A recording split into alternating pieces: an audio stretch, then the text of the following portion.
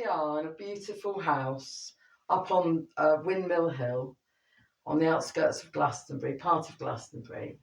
And I'm joined here with a wonderful woman called Draupadi. And I'm just going to be asking a few questions about her connection to Avalon or Glastonbury. What is your connection to Avalon or Glastonbury? Hello, my dear. My name's Draupadi. Thank you so much for inviting me to, just to offer my opinion, my understanding in being in this mystical realm. Yes. So for me, Glastonbury and Avalon are kind of two separate things. So for me, Avalon is a mystical realm that goes back through many, many timelines of magical beings, Arthurian legends, Merlin, the dragons, the ley lines. Jeshua also apparently came here when he was 12 to 14 with his uncle, Joseph of Arimathea. There's all of these, like whether they're stories or whether they're the absolute truth. We don't actually know, but many of us feel that we have incarnated here before, which was definitely my experience. And so for me, I've actually been physically living here for 26 years. I came here when my daughter was 9. She got absolutely bored with being dragged around to all the festivals in an old bus with a dragon on the front and having a crazy mum that was in bands and things like that. And she wanted to live in a house and go to a school and have a normal life.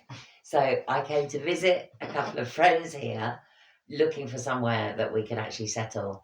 And within an hour, I'd got a 2-bedroom house that took animals and people like me. Wow. And I knew that was a deep calling. And I, from having been here all of these years, I see that with so many people. Some will come and they'll be here for months and months looking for somewhere to live and it doesn't open, and others will arrive and bang, they'll suddenly be and so the Lady of Avalon, in the way that I understand her, Nineveh, is that who I understand her name is. I have felt her ever since I was a little girl, and I've felt her presence. And when I first came here many years before, it was from Glastonbury Festival, and I'd inadvertently taken an overdose and actually died and came back. And then came here for the first time when I was 23 and walked up the tour and just wept and wept. And I remembered all these past lives, and I remembered that I'd been here at least once before, if not before that. So for me, I love this land. I love the waters. I love the fact that there are so many little pockets of communities, and my personal growth and evolution since I've lived here, it's been a spiral in the places that I've lived. I lived at Shekin Ashram around 20 years ago for a year. I rented a house on the side of the tour and created a women's community. Then I lived at Pompalis and was presented with actually an Excalibur sword, and then lived in someone's back garden, and now I'm here at the top of the hill in my beautiful little temple. Wow. And I love this land, and I feel fiercely protective of the magic that we have here. And I feel that magic is unique to every single person. And I feel that all of the pilgrims that have been coming here for, I guess, hundreds of years, actually, have all been given a calling. And I do realize, that there's also a great need here for support, because often people will come here and they have some mental difficulties or addiction difficulties and homeless difficulties. And, I feel that's one of the things I'm very sad, that there isn't more assistance for people that are struggling with mental and drug health in what is meant to be an awakened community that are connected with spirit, that we can't look after these people more. Yeah. And so I know that you were the one that alerted me about the World Heritage Status exploration that's been going on with the council. So How do you envisage the UNESCO World Heritage Status? How would you envisage that would impact on the Avalon that we have, the Glastonbury we have, on the town, the sacred landscape? What do you think the impact of that would be on the town? Well, Mm. Many. I would say, I'm an activist. I'm a sacred activist, and I have been for ever since I can remember. In my own way, and I go on many marches. I used to, and in the deep research that I've done, and many of us have done, who can actually join the dots and see what maybe at one time was something that could have been a benevolent benefactor, caretaker, trustee with the name UNESCO, has now actually been hijacked. So when that actually came in, I don't personally know, but what I do know is that UNESCO is a branch of the United Nations, and all of these roads all lead to an elite group of billionaires, oligarchs, and people who have invented this, created the stakeholder capital echelon. So now what has happened is all of the UNESCO sites around the world that have been deemed to be sacred sites, there are those billionaires that have got a vested interest in these places, right? So they've got actually stake. If you think about a stakeholder, you're like, that's a piece of mine. Yeah. So all these people, probably none of them have even ever come to Glastonbury.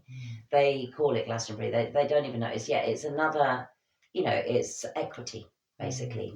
So they are actually not going to be remotely caring about what happens to the beautiful people here, who live here, who've been called here, who love these lands. And if it's being overseen by this corporation, which it is a corporation, we will then lose any say that we still have as the people who care deeply of this land. And what's very unfortunate that I've kind of seen over the last few years is our beautiful town council, who also pretty much all care deeply about this land, who are pretty much all green people, that I've seen the very same people that are now in control of UNESCO and the World Economic Forum. It's part of the Agenda 2030. And unfortunately, the green candidates haven't managed to join the dots yet. So I know some of them are on the fence. I know others are sadly believing that it would be a good idea to pay a lot of money, the taxpayers' money, I presume, to receive this accolade of being a World Heritage Site. So that would then be global, and there would be a whole bunch more tourists that would probably come, more the kind of tourists that would come to tick it off their bucket list with their big cameras, and lots of Japanese and Chinese tourists that are just, coming in that way. And then, my sense is that there would also need to be some more hotels built. There would probably also, that would open the door to much larger corporations, such as Starbucks, just to mention a few, and actually we wouldn't have any say in the matter at all. So my sense is, because I understand now, I didn't even know this, that apparently the town council already opened the possibility of this 10 years ago. Yes. I wasn't kind of as politically kind of active as I am now, or aware. So I didn't hear about it, Sure, yeah.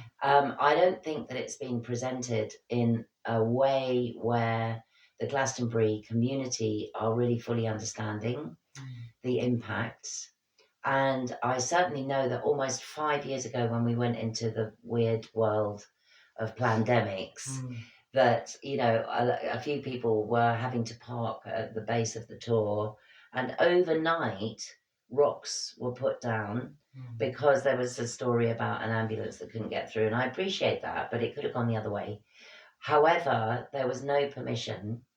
There was no, oh, what does the people want this? Yeah. And then there was this kind of weird fence built with all these hawthorn trees. There was no, I didn't see anybody ask anybody about that. But if you think about it, it's very fast when the people that put up the cordons, the 28 miles that go around Glastonbury Festival, they've got those huge, great metal gates. There's 2 of those. It could be done overnight to actually privatise the tour. Yes. And that, apart from all the other things, you know, because like most of the businesses here are really little businesses. There's not many corporations that may be thriving, they may be not. They're probably not, but not because there aren't enough tourists. It's because the government that are also run by the World Economic Forum, UNESCO, the UN, all of those, it all comes from the same place. Yes. Black Rock. You know, and the fact that you know, the prices of everything are being put up, that's not going to make any difference. So having an outside corporation that has vested interests, I know it with all of my heart that within a few years' time, the tour will be privatised. And it's frustrating when I speak to some of the councillors because they go, oh, they can't do that because it's National Trust. But if you join the dots, the National Trust is owned by the royal family. So Prince Charles, I'm so sorry, King Charles now, is one of the frontline players in the global agenda. And what I find shocking is that the lovely green parties that care a lot about nature somehow don't seem to understand that if we achieve 0 emissions by 2030, we're all dead. Because that's one of the first things I actually learned at school was trees absorb CO2 and make oxygen. So why are they cutting down trees and putting up, you know, all these wind turbines and solar panels? And so, you know, solar panels, but on commission that you have to have a smart meter. You know, we won't go down that road. But the thing is, like, why would we give away our power to a corporation that actually doesn't have our best interests at heart on any level? Any level. So it would impact on so many levels, wouldn't it?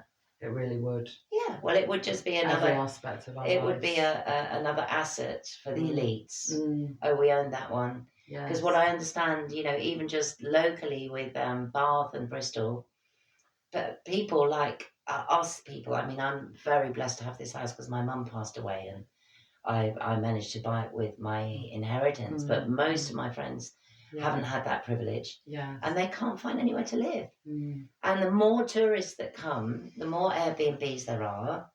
And it's not, people can't even get a room in a house because it's more, you know, got more money to do Airbnb. You get like 3 times as much. And I don't blame people. And there's a housing crisis at There's the moment. There's a huge housing crisis. We researched and rentals will go up 20 to 25% in UNESCO sites. So, you know, who's to say that? Well, that will definitely happen as well. So, and they actually don't give a shit about the actual sacredness. There's that site in Turkey. I can't actually remember the name of it right now, but it's it's dated before. Yes. Göbekli Tepe. Göbekli Tepe. So that became a UNESCO World Heritage Site. And they've actually poured concrete on some of the ruins that haven't even been excavated yet to make a fucking car park. People have told you know, so they don't care. No. So please, you know, if any of our beautiful green parties who I love dearly, but I just wish you'd be able to join the dots and don't give our beautiful sacred site away, and you know, and make us all aware if there are any corporations that come in and want to build more of these awful housing estates Yeah. that now you see when you go into every single town. You go into Bridgewater, you go into Taunton, you go into Yeovil, Yeah. and who are they for? And They're for Albanian men, and that's what our country is being flooded by. So, you know, there's a big agenda happening here, and we have to protect what's sacred. Exactly. Mm. And so, you know of Göbekli Tepe. Do you know of any other places worldwide where where they've had UNESCO World status? Yeah, And, so like Pisac. Yeah. And you know Pisac, Yeah. when I went to Pisac a few years ago, I went with some dear friends. Yes. We were going to do a little water ceremony. Yeah. So we had our musical instruments and we had our flowers. Yeah. And we had a little bottle of water because we were going to make an offering to the spirits. Yeah. They wouldn't let us in with our instruments, not even our flowers. They took our flowers away. And I managed to hide a couple of roses in my bra. And we had to search for about an hour to find a bit of land where we could make a little altar and we managed to bring a little bit of water in, and 2 guards came in and manhandled us with UNESCO uniforms on and frog marched us out of Pisac. And I've also recently been in the pyramids of Cheops. It's a huge fee to go in there. And I managed to get to the top in the King's Chamber. There were tourists coming and going, talking at the tops of their voices, filming things, laughing, screaming, shouting. I went and sat down with the sarcophagus behind me and just went into meditation. And this guard came up and started poking me in the arm, said, "No, madam, no meditation, no meditation." And I thought, I'm just not even going to take any notice. And he poked me really hard and dragged me up. Oh, that's terrible. Whereas everyone else was like, you know. So this is what, you know, they have droids that are then mind warped into you're not allowed, no instruments, no sacredness, no prayer. And we're already losing that in a world that is heavily, heavily being taken over with technology. Yeah. And all of that is also rooted in gain, capital gains, stakeholdering. You know, it's like, no. It's heritage tourism is one of the fastest growing industries in the world. Yes, big money. Yeah, and people don't quite realise to what extent. But when you start researching and looking into it, you realise, and from your first-hand experiences as well, you know.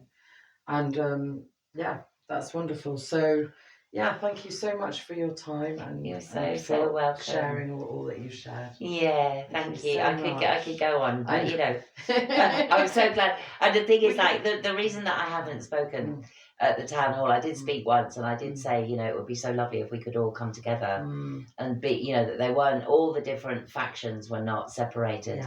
Yeah. But in fact, that will never happen unless everyone in all of those can actually join all the dots and see what's going on here. Yeah. You know, and that hasn't happened yet, sadly.